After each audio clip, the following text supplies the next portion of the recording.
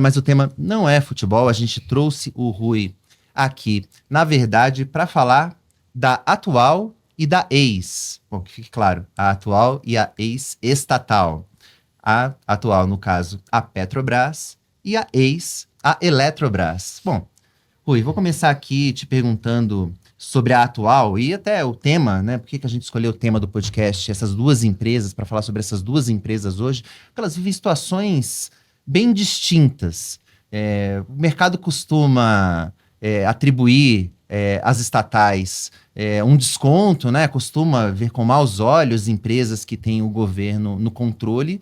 E o contrário, né? Quando se fala em privatização, os olhos dos investidores no mercado financeiro na bolsa costumam brilhar.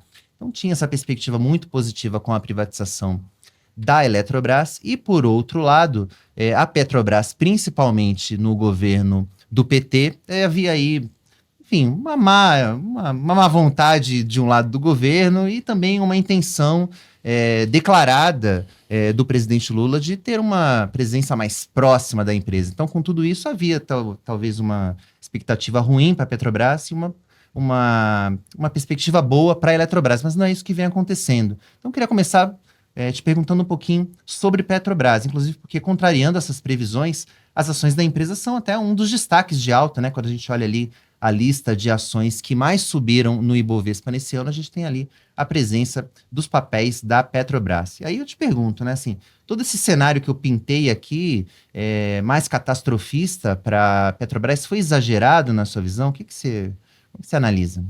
Eu acho que quando você olha o que aconteceu com a Petrobras esse ano e o que aconteceu com as ações, né, a resposta ela acaba sendo bastante simples, né, que é os resultados da Petrobras, eles pioraram esse ano na comparação com o ano anterior. Nem uma questão de intervenção política, nada, simplesmente o petróleo caiu de US$ 110 o barril para os 70, US$ 80 o barril, então isso já significaria aí uma piora de resultado, né? E você soma isso com outras pioras em termos de gestão financeira da empresa. Então, por exemplo, ela anunciou uma redução no programa de dividendos, né? Isso não é uma notícia boa para os investidores da companhia, né?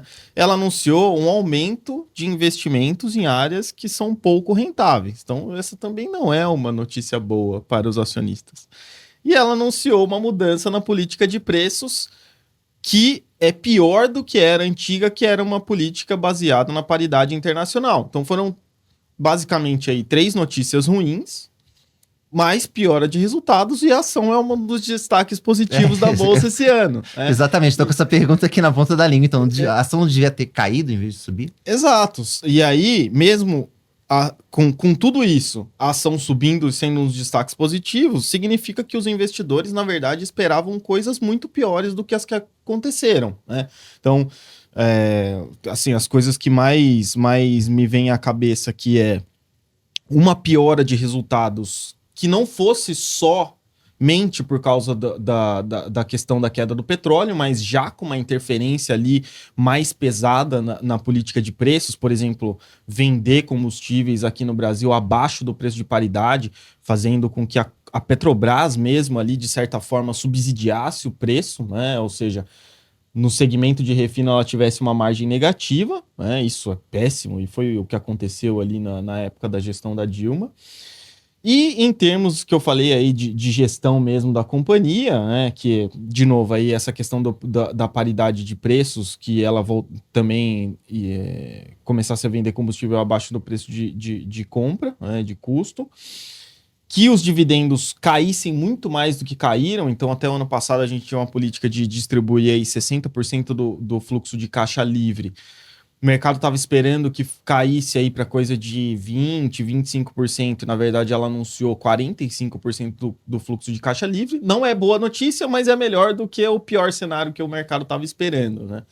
Então, acho que o que a gente tinha, na verdade, era o mercado esperando coisas muito ruins e não aconteceu coisas tão ruins assim com a Petrobras, né? Pelo menos ainda, e isso significa aí, significou o que a gente chama de re-rating, né? O mercado tirando um pouco desse desconto aí de excessivo, né? Esse pessimismo excessivo que tinha nos papéis, né?